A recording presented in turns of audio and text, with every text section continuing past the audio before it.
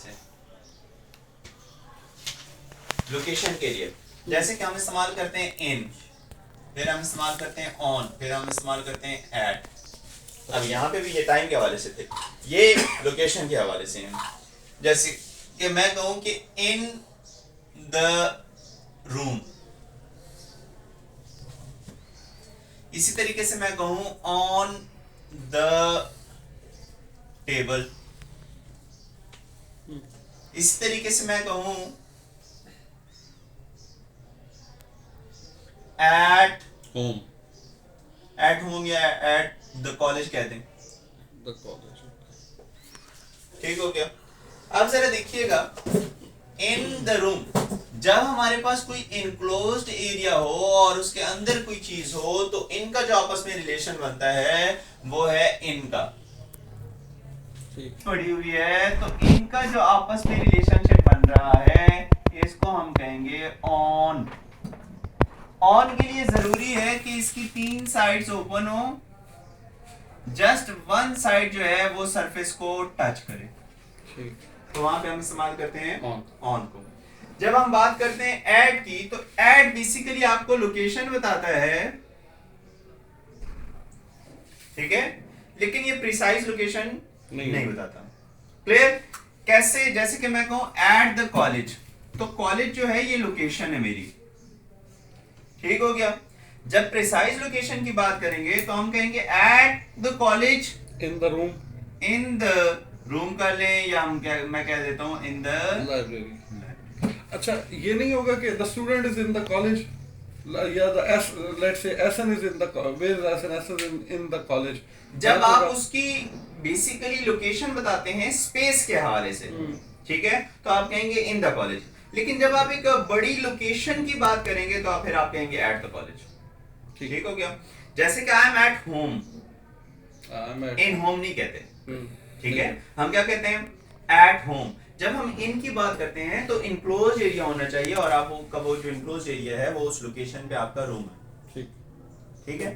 तो at home, in my room, in the room, ठीक हो गया। एट गेट, हाँ जी, I am at the gate होता है, इन द गेट नहीं होता, चूंकि इनक्लोज एरिया नहीं है, दरवाजे पर, ठीक है। On the gate. जब हम बड़ी लोकेशन की बात करते हैं कि जरूरत से ज्यादा बड़ी कोई जगह है उसकी बात कर रहे हैं, तो वहां पे भी हम इन इस्तेमाल करते हैं। जैसे कि आई लिव इन रावलपिंडी, फिर एट नहीं कहते, ठीक है। जब हम बड़ी जगह की जिक्र करते हैं तो वहां पे हम क्या करते हैं, इन इस्तेमाल करते हैं। जैसे कि आई लिव इन पाकिस्तान, फिर एट नहीं कहते, क्योंकि फिर आप लोकेशन नहीं बता रहे, आप ब्रॉड कैटेगरी में चले गए, एक्सप्रेसी एरिया। हाँ जी, जब ब्रॉड कैटेगरी होगी तो इन इस्तेमाल करेंगे, और कोई स्पेसिफिक लोकेशन होगी तो फिर ऐड होगा। हाँ। अब जरा देखिएगा इन, ऑन, एट। जब हम बात करते हैं, इसको थोड़ा सा और आगे लेके चलते हैं टू तक, ठीक है। अब इन, ऑन, एट और टू, अब इन से बनता है इन टू, ठीक है, ऑन से बनता है ऑन टू, और टू से बनता है towards. In, in to, on to, और टू से टूवर्ड्स। तो सर जी यहां पे एक बात याद रखिएगा कि इन टू, जो इन है इसको हम कहते हैं, ये हमारे पास है स्टैटिक प्रेपोजिशन। कौन सी? Static preposition. लेकिन जो इनटू है इसको हम कहते हैं डायनामिक प्रेपोजिशन। जब हम किसी चीज को एक लोकेशन पे फिक्स शो करते हैं तो हम इस्तेमाल करते हैं इन, जैसे कि मैंने कहा इन द रूम। लेकिन जब मैं इनटू का इस्तेमाल करूंगा तो उसके लिए सेंटेंस मेरा कैसे होना चाहिए? मैं कहूंगा ही एंटर्ड इनटू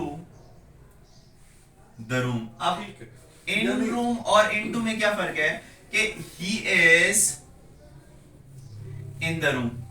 अब इस इन में और इस इनटू में क्या फर्क है कि इस इन से पहले कोई एक्शन इन्वॉल्व नहीं है। जब एक्शन इन्वॉल्व हो जाता है तो प्रेपोजिशन डायनामिक हो जाती है और यहां पे आ जाता है into. Same is the case with on. जब कोई ऑब्जेक्ट स्टैटिक पोजीशन में होगा तो वहां पे हम इस्तेमाल करेंगे ऑन। जैसे कि मैं कहूं the cat is on the table.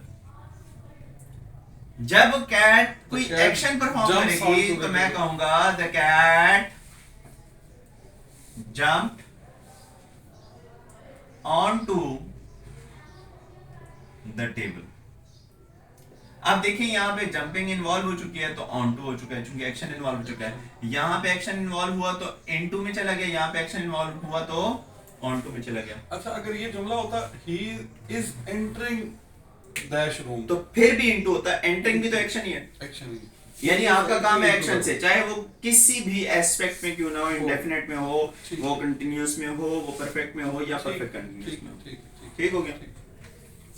इस तरीके से जब हम टू की बात करते हैं तो टू में भी सेम कंडीशन इन्वॉल्व है कि टू जो है ये सिर्फ हमें डायरेक्शन शो करता है, जबकि टुवर्ड्स जब इस्तेमाल होगा तो ये डायरेक्शन भी शो कर रहा है और मोशन एक्शन भी शो कर रहा है। कैसे?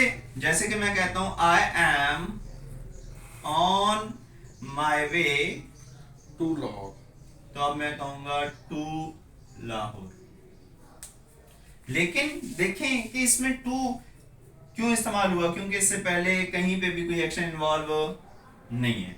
लेकिन जब टूवर्ड इस्तेमाल करेंगे तो मैं कहूंगा I am driving towards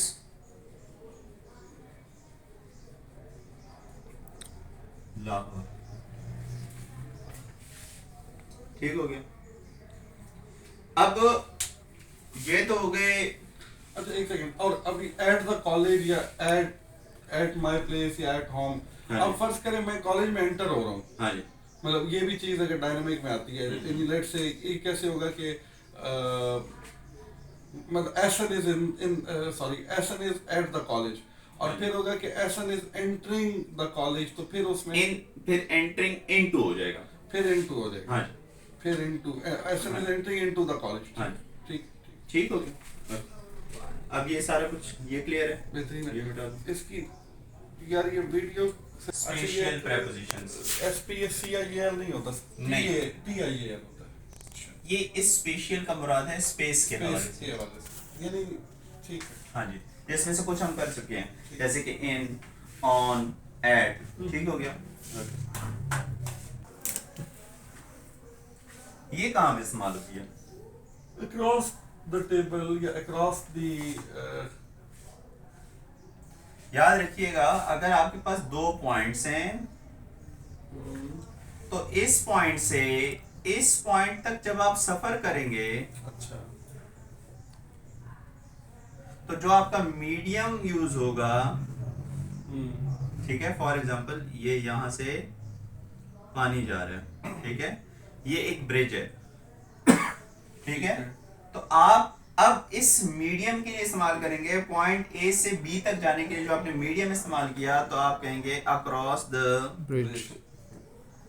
okay, bridge. Bridge का मतलब होता है दो पॉइंट्स को मिलाने वाला। अब इसको हम वोकैबुलरी वर्ड के तौर पे भी इस्तेमाल करते हैं, जैसे कि दो लोगों के दरमियान कोई कंफ्लिक्ट है, ठीक है, दो लोगों के दरमियान कोई दूरी है, ठीक है, उसको हमने अब्रिज कर दिया। अब्रिज कर दिया मतलब हमने उन दोनों को आपस में राब्ता करवा दिया। ठीक है। ठीक हो गया। एज अ वोकैबुलरी वर्ड भी इस्तेमाल होता है। तो जब हम पॉइंट ए से बी तक ट्रेवल करते हैं तो जो मीन इस्तेमाल करेंगे, जो मीडियम इस्तेमाल करेंगे, उसके लिए हम क्या इस्तेमाल करेंगे?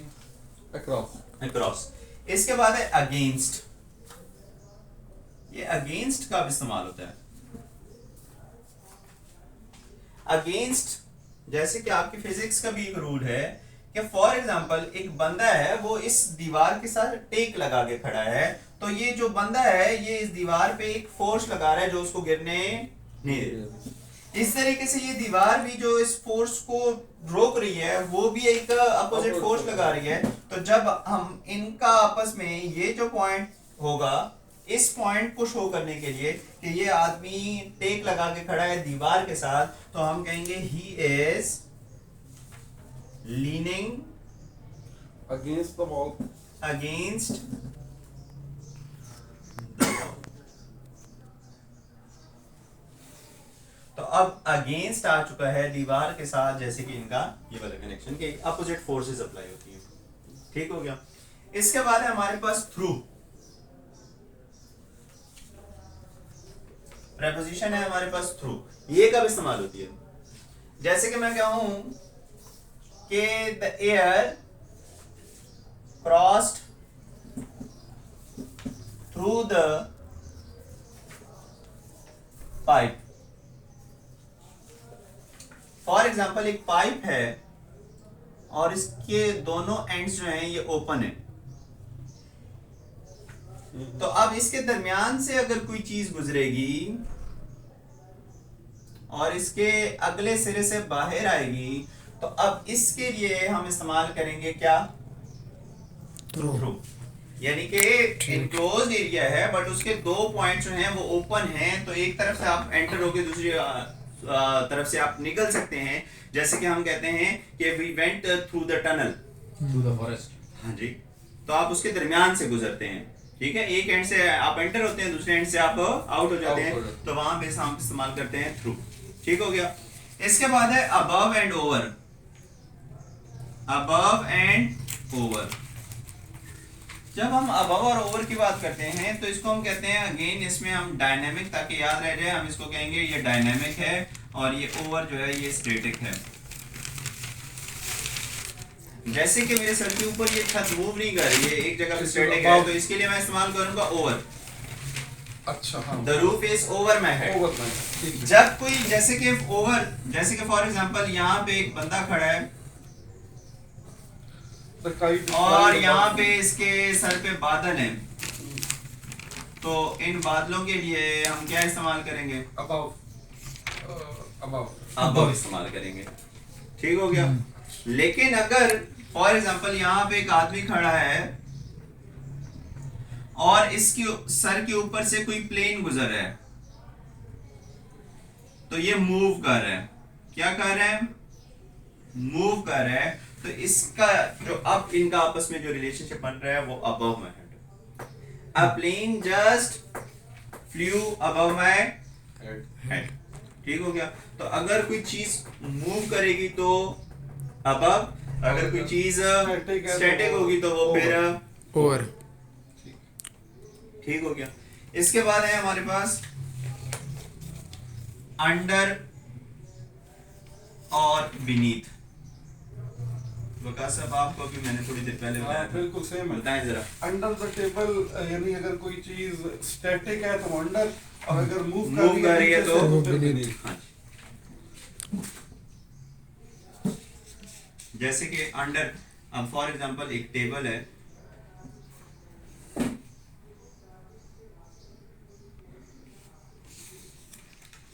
तो इसके नीचे अगर कोई चीज पड़ी हुई है तो ये अंडर द टेबल है।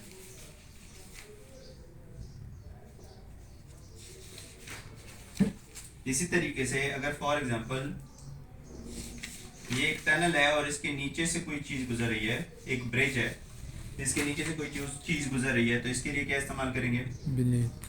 बीनीथ इस्तेमाल करेंगे। इसके अलावा अगर कोई प्रपोजिशन आपके जहन में आ रही है तो आप पूछ सकते हैं।